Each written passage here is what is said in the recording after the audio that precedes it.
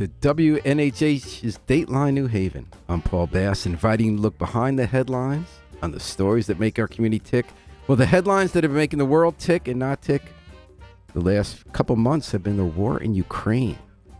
And there's one man we've been turning to again and again as our expert to help understand what's happening on the ground and in the world.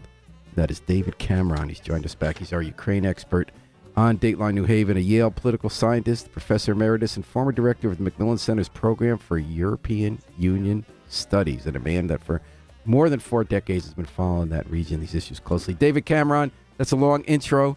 Welcome back to Dateline. Thank you for making time for us, sir. David, do you hear me? It looks like David doesn't hear me. I'm going to ask our station manager, Harry Droz. What's up?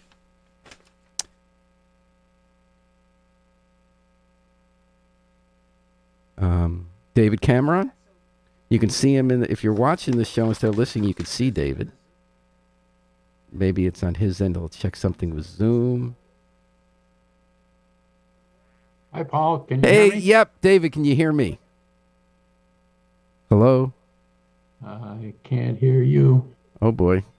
Sound is off on the computer. Oh, okay. I'll check. Okay, we're talking high-tech here. There's a high-tech and a low-tech war happening in Ukraine with Russia, and there's a high-tech, low-tech radio show that you're listening to right now. We're going to try to understand with someone who's been following events in that region since the 1970s, as an expert, David Cameron, who's been closely monitoring the situation now and coming on air to help us understand Ukraine. David Cameron, can you hear us now? No. And listeners, we apologize for the technical difficulties here. It looks like that maybe it's on David's end with the computer that he can't hear, and he's not just been precise. So what we're talking about is the war in Ukraine. It's reached a new phase, as everybody knows. Russia tried to invade Ukraine more than 6 weeks ago with ground troops through the whole country, first trying to storm Kyiv, the capital. And David was on at the time saying that he thought people didn't totally understand the roots of that and the fears Russia had by the expansion of NATO.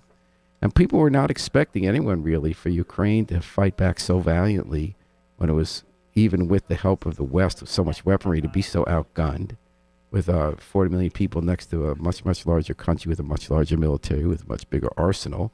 But they fought back, and now this week the war entered a new phase where Russia, for now at least, has given up on trying to take over the capital and is trying to gain control of the eastern region, where there are some separatist districts, 2 regions in particular, Donetsk and Luhansk, that they're trying to gain.